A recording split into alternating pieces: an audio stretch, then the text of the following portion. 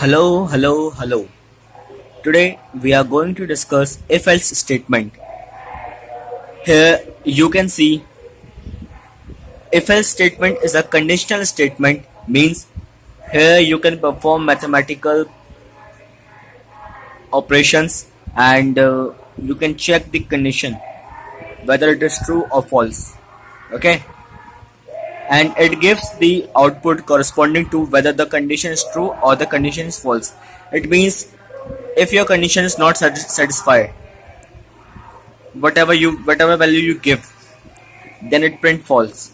If condition is satisfied, then it print true.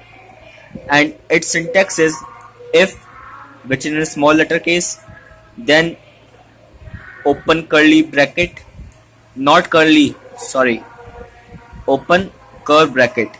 After that, write your condition and close your bracket, and you don't need to include semicolon after the condition. Okay, because if you include the semicolon after condition, then your compiler doesn't compile it and stop the program, or maybe it give error, which may be called syntax error.